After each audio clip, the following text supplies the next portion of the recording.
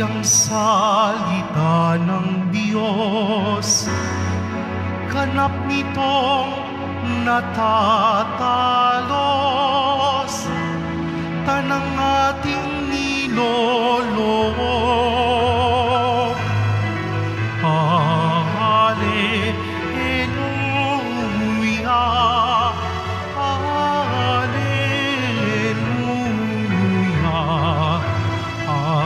Hallelujah, Hallelujah.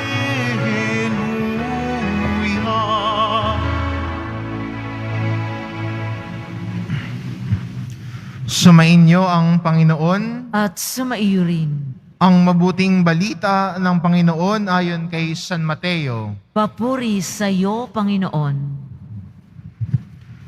Noong panahong iyon, sinabi ni Jesus sa kanyang mga alagad ang talinhagang ito. Ang paghahari ng Diyos ay katulad nito. Lumabas ng umagang-umaga ang may-ari ng ubasan upang humanap ng mga manggagawa. Nang magkasundo na sila sa upahan na 1 denaryong maghapon, sila'y pinapunta niya sa kanyang ubasan. Lumabas siya muli nang mag-iikasyam ng umaga at nakakita siya ng iba pang tatayo-tayo lamang sa liwasang bayan. Sinabi niya sa kanila, "Pumaroon din kayo at magtrabaho sa aking ubasan, at bibigyan ko kayo ng karapatang upa." At pumaroon nga sila. Lumabas na naman siya ng mag-iikalabing dalawa ng tanghali at ng mag-iikatlo ng hapon. At gayon din ang ginawa niya. Nang mag-iikalima ng hapon, siya'y lumabas uli at nakakita pa ng ibang wala ring ginagawa. Sinabi niya sa kanila, "Bakit kayo tatayo-tayo lang dito buong maghapon? Wala pong magbigay sa amin ng trabaho." Sagot nila. At sinabi niya, "Kung gayon, pumaroon kayo at gumawa sa aking ubasan." Pagtatakip silim, sinabi ng may-ari ng ubasan sa kanyang katiwala, "Tawagin mo na ang mga manggagawa at sila'y upahan, magmula sa huli hanggang sa unang nagtrabaho." Ang mga nagsimula ng mag-iikalima ng hapon ay tumanggap ng tag-iisang denaryo. At nang lumapit ang mga nauna, akala nila'y tatanggap sila ng higit doon. Ngunit ang bawat isa'y tumanggap din ng 1 denaryo. Pagkatanggap nito, nagreklamo sila sa may-ari ng ubasan. Sabi nila, "1 oras lang po gumawa ang mga huling dumating. Samantalang maghapon kaming nagpagal at nagtiis ng nakapapasong init ng araw. Bakit naman po ninyo pinare-pareho ang upa sa amin?" At sinabi niya sa isa sa kanila, "Kaibigan, hindi kita dinaya. Hindi ba't nagkasundo tayo sa 1 denaryo? Kunin mo ang ganang iyo at umalis ka na. Maano kung ibig kong upahan ang nahuli ng tulad ng upa ko sa inyo?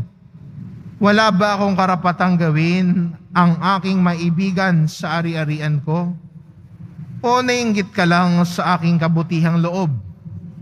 Kaya't ang nahuhuli ay nauuna, at ang nauuna ay nahuhuli." Ang mabuting balita ng Panginoon. Pinupuri ka namin, Panginoong Heso Kristo. Magsiupo ang lahat.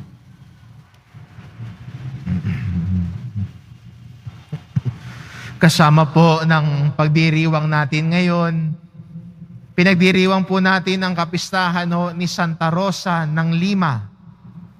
At sino ho si Santa Rosa? Maliban po siya ay pangalawang patron ng bansang Pilipinas. Kaya magandang makita ano ba ang kanyang katangian. Bilang mga Kristiyano, tumitingin tayo sa mga santo bilang modelo ng kabanalan.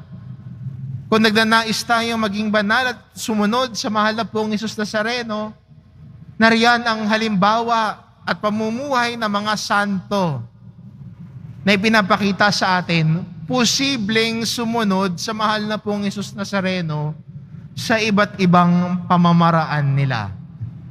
Si Santa Rosa ho ay nais italaga ang sarili para sa Diyos. Sa katunayan nga ho ay gusto niyang magmadre. Pero ayaw ng mga magulang niya. Bakit? Kasi maganda siya. At nung siya ay naging dalaga, marami na siyang manliligaw. Pero ayaw pa rin niya mag-asawa. Anong ginawa niya? Ang ginagawa niya, kumukuha siya ng pamintang buo at kinakaskas niya sa mukha niya para magkasugat-sugat yung mukha niya at walang magkagusto sa kanya. Weird sa paningin natin ngayon, ano? Ngayon, lahat na lang ilalagay mo sa mukha mo para gumanda ka. Para lang matakpan yung mga imperfections sa mukha. Pakapalan ang laban. Lagay ka dito para gumanda ka rito. Si Santa Rosa, dahil gusto niyang italaga ang sarili niya sa Diyos, nagpapangit para walang manligaw sa kanya at hindi siya mag-asawa. At kasama din noon, tinalaga niya ang buong buhay niya at buong araw niya sa pananalangin na 2 oras lang daw siyang natutulog. Anong ginagawa niya buong araw? Buong araw siyang nananalangin, nag-aalay ng sakripisyo, at minsan gumagawa ng bagay na magpapasakit sa kanya. Naglalagay ng koronang tinik sa ulo para makiisa sa pagpapakasakit ni Kristo. Minsan ay hinahagupit ang sarili bilang pagsisi sa kasalanan niya at pakikiisa sa paghihirap ni Kristo. Ginawa niya ang lahat ng ito. Pero sa kabila ng lahat ng iyon, ayaw pa rin ng magulang niya. Tutol pa rin. Pero tumigil ba siya sa ganitong pagpapahayag sa pagmamahal sa Diyos? Sa totoo, hindi. Nagpursige siya, nagpatuloy pa rin at hindi ng panghinaan ng loob. Dahil malinaw sa kanya na ang Diyos ang sinusundan niya at sa Diyos din niya nais italaga ang kanyang buhay. Sa kinalaunan pumayag din yung magulang niya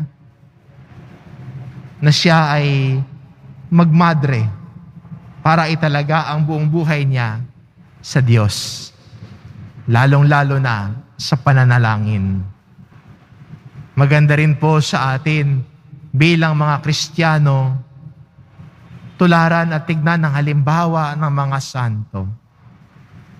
Lalong-lalo na ang pwede nating makuha sa halimbawa ni Santa Rosa ng Lima ay ang buhay pananalangin. Kasama sa atin, mga Kristiyano, mahalaga ang panalangin. Lagi tayong nagdadasal. Tinatalaga natin ang araw natin sa Panginoon. At kasama din noon ay ang pagtalikod natin sa kasalanan. At kahit na minsan pinagtatawanan ng ating pananampalataya, minsan ang iyong pagtatalaga ng sarili sa Diyos ay pagtatawanan ng iba. Sasabihan ka, bakit ka pa magsisimba? Baka lumampas ka sa langit. Minsan, joke-joke lang yon. Bakit ka pa magdadasal? Huwag ka na magsimba. Tara, dito na lang tayo. Inom na lang tayo. Huwag ka na magsimba. Tara, doon na lang tayo. Sabong na lang. Bisyo na lang. Pero sa atin bilang Kristiyano, pinipili natin ang Diyos. Si Santa Rosa, pinipili lagi ang Diyos. At ang buong buhay niya ay itinalaga niya para sa Diyos. Ang kanyang halimbawa ay nagbibigay din inspirasyon sa atin bilang Kristiyano. Bagamat may mga sa paligid natin na maglalayo sa atin sa pagmamahal sa Diyos, kahit na mismo ang ating sariling pamilya, pero hindi tayo humihinto, hindi tayo nawawalan ng lakas ng loob sa pagsunod sa Diyos. Hindi tayo nawawalan ng lakas ng loob sa pagtatalaga ng ating sarili sa Diyos.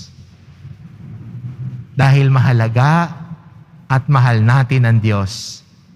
Tulad ni Santa Rosa, sa tindi ng pagmamahal niya sa Diyos, buong buhay ang ibinigay, lalong-lalo na tinalaga ang buhay sa pananalangin at pag-aalay ng sakripisyo. Tayo rin, tulad ng halimbawa na ipinakita ni Santa Rosa, ay patuloy na manalangin at patuloy na piliin ang Diyos araw-araw. Amen.